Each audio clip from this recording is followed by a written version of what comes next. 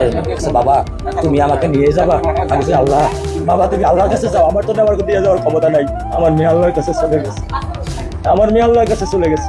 রামেসা হত্যার নতুন মোড়, একটি ছোট্ট মেয়ে, একটি রহস্যময় মৃত্যু, আর এখন তদন্তে আসছে একের পর এক চাঞ্চল্যকর তথ্য। রামেসার হত্যাকাণ্ডে এবার ঘটনার মোড় ঘুরছে অন্যদিকে।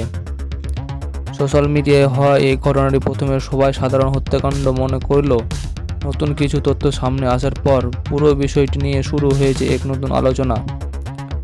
স্থানীয়দের দাবি, ঘটনার পিছনে এমন কিছু রহস্য আছে যা শুরুতে কেউ বুঝতে পারেনি। রামেসা একটি ছোট্ট নিষ্পাপ মেয়ে, যার স্বপ্ন ছিল অনেক বড় হওয়ার, কিন্তু হঠাৎ করে তার মৃত্যুর খবর পুরো এলাকাকে স্তব্ধ করে দেয়। তদন্তের শুরুতে একটি দিককে গুরুত্ব দিল, এখন আইন শৃঙ্খলা বাহিনীর নজর পড়েছে অন্য কিছু মানুষের ওপর। কিছু ভিডিও ক্লিপ, কল রেকর্ড ও স্থানীয়দের বক্তব্য মিলছে নতুন ইঙ্গিত।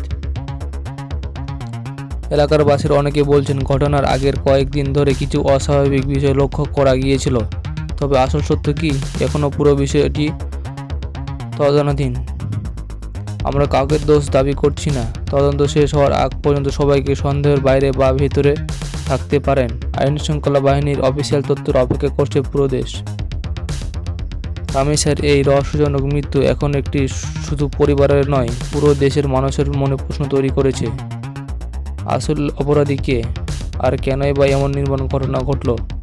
এই সিআইডির ফরেনসিক বিভাগ তদন্ত কর্মকর্তার হাতে তুলে দিয়েছে ডিএনএ, পোস্টমর্টমের ও ভিসাটা রিপোর্ট অনুযায়ী ছোট্ট রামেশকে ধর্ষণের পর শ্বাসরোধ করে হত্যা করা হয়। ফরেনসিক পরীক্ষায় অভিযুক্ত সোহেল রানার ডিএনএ মিল পাওয়া গেছে বলে তদন্ত সংশ্লিষ্ট সূত্র জানিয়েছে। সবচেয়ে ভয়াবহ তথ্য হলো, হত্যার পর মরদেহ টুকরো করে লুকানোর চেষ্টা করা হয়েছিল। রামেশের মরদেহ খাটের নিচে এবং বিচ্ছিন্ন মাথা বাথরুমের একটি বালতির ভেতর থেকে উদ্ধার করা হয়। এই নির্মম ঘটনায় পুরো দেশ জুড়ে সৃষ্টি হয়েছে ক্ষোভ আর আতঙ্ক। সোশ্যাল মিডিয়ায় হাজার হাজার মানুষ রামেশের জন্য বিচার দাবি করছে। পুলিশ জানায় তদন্ত প্রায় শেষ পর্যায়ে। ইতিমধ্যে আদালতের চার্জশিট জমা দেওয়ার প্রক্রিয়া শুরু হয়েছে এবং দ্রুত বিচার ট্রাইব্যুনালে মামলাটি চালানোর কথাও জানানো হয়েছে। অভিযুক্ত সোহেল রানাকে গ্রেপ্তারের পর আদালতে স্বীকারোক্তিমূলক জবানবন্দি দিতে দেখা গেছে। এছাড়াও তার স্ত্রী শম্পা আক্তারের বিরুদ্ধে